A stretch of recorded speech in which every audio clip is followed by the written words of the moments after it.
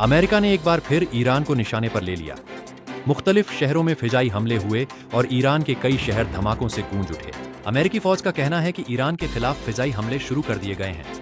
उनका दावा है कि ये कार्रवाई मशरिक-ए-वुस्ता में ईरानी हमलों के जवाब में की जा रही है। हमलों को ईरानी इक़दामात के खिलाफ ताकतवर और फैसलाकुन रद्द अमल करार दिया गया है। अमेरिकी मीडिया के मुताबिक ईरान पर हमले 2 हफ्तों तक जारी रह सकते हैं, जबकि इन हमलों में इजराइल को भी शामिल किया जा सकता है। उर्दून में अमेरिकी फौजी डेरे और सेंटकॉम के मरकज पर ईरानी हमलों के बाद अमेरिकी सदर डोनाल्ड ट्रंप ने ईरान को सख्त हमलों की धमकी देते हुए कहा कि अगर अमेरिकी फौज पर हमला किया गया तो ईरान को सख्त सबक सिखाया जाएगा। उन्होंने कहा कि ईरानी हिमायत याफ्ता मुसल्लह मिलिशिया ग्रुप दुनिया के लिए कैंसर है। इराक में ईरानी हिमायत याफ्ता मिलिशिया पर हमला इराकी हुकूमत की कोऑर्डिनेशन से किया गया। ईरान के खिलाफ नई अमेरिकी पाबंदियां भी आयद कर दी गई हैं। अमेरिकी महकमा खजाना के मुताबिक आबना-ए-हुर्मुस में टैक्स वसूल करने वाले ईरानी नेटवर्क के खिलाफ कार्रवाई करते हुए Persian gulf marine insurance company और हुर्मुस सेफ मरीन सर्विस अथॉरिटी पर पाबंदियां लगा दी गई हैं। इल्जाम है कि ईरानी इदारे तिजारती जहाजों से मैरीटाइम इंश्योरेंस के नाम पर रकूम वसूल कर रहे थे, जबकि पाबंदियों से बचने के लिए बिटकॉइन समेत डिजिटल असासों में भी रकूम ली जा रही थी। सऊदी वजीर दिफा शहजादा खालिद बिन सलमान ने व्हाइट हाउस में अमेरिकी नायब सदर से मुलाकात की।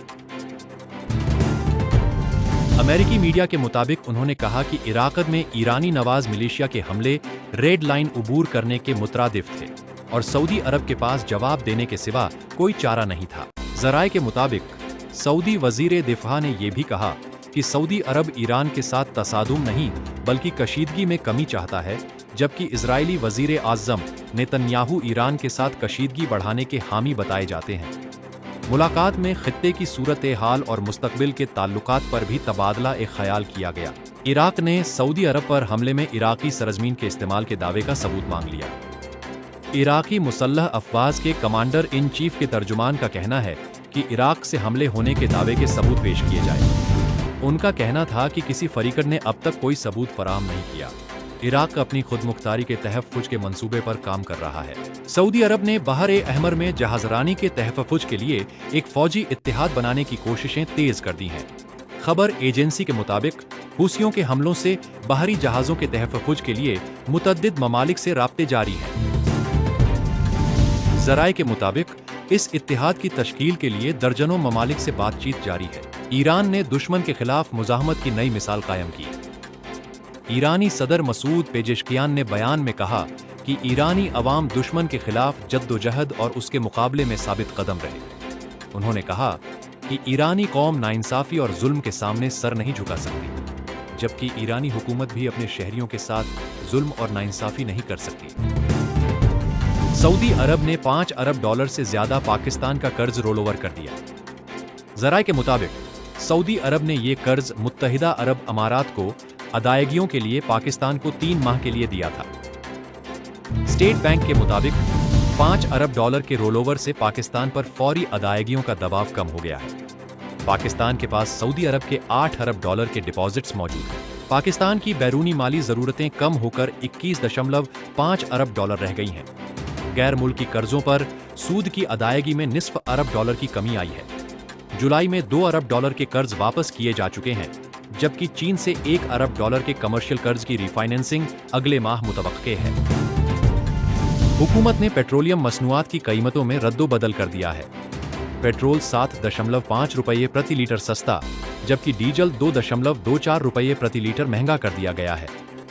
पेट्रोल की नई कीमत 335.06 रुपये प्रति लीटर मुकर्रर की गई है। हाई स्पीड डीजल 390 रुपये 62 पैसे प्रति लीटर हो गया है।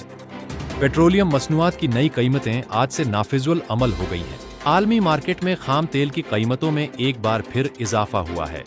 अमेरिकी खाम तेल की कीमत $84.60 प्रति बैरल हो गई, जबकि ब्रेंट खाम तेल बढ़कर $90.50 प्रति बैरल पर फरोख्त होने लगा है। अमाराती मुर्बान खाम तेल $86 प्रति बैरल हो गया है। हंगू में खजाना बांडा चेक पोस्ट पर दहशतगर्दों ने हमला कर दिया।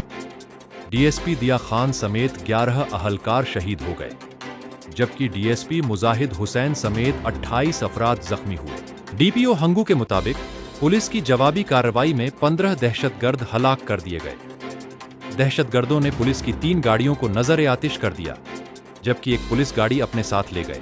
शहीद अहलकारों की नमाज-ए-जनाजा अदा कर दी गई, जिसमें पुलिस के आला अफसरान, साथी अहलकारों और अहली इलाके के लोगों की बड़ी तादाद ने शिरकत की।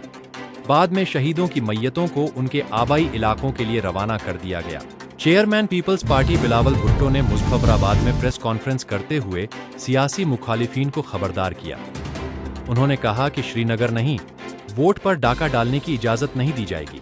बिलावल भुट्टो ने कहा कि रियासत उस दिन से डरे जब पीपल्स पार्टी कहे कि हम ये इंतखाबात नहीं मानते। उनके मुताबिक बॉयकॉट करने से धांधली करने वालों को मुकम्मल आज़ादी मिल जाएगी, जबकि तशद्दुद और बंदूक के जोर पर इंतखाब जीतने वालों से अवाम नफरत करती है। उन्होंने इंतखाबी कमीशन से फौरी कार्रवाई का मुतालबा करते हुए कहा कि फेज़ 2 के इंतखाबात से पहले उनके तमाम मुतालबात तस्लीम किए जाए। उनका दावा था कि 30 पोलिंग स्टेशनों पर कब्जे के सबूत उनके पास मौजूद हैं और जिन पोलिंग स्टेशनों पर कब्जा किया गया वहां टर्नआउट 99% दिखाया गया, जो गैर मामूली है। उन्होंने ये भी मुतालबा किया कि दूसरे मरहले के इंतखाबात से पहले इंटरनेट बहाल किया जाए। बिलावल भुट्टो ने कहा कि उनकी पार्टी अपनी तमाम नशिस्तें कानूनी और आईनी तरीके से वापस लेगी। इससे पहले चेयरमैन पीपल्स पार्टी ने वजीर आजम शहबाज शरीफ और वजीर आला पंजाब मरियम नवाज पर धांधली के जरिए ओहदे संभालने का इल्जाम लगाया और कहा कि ये हमेशा धांधली के जरिए इक्तिदार में आते हैं।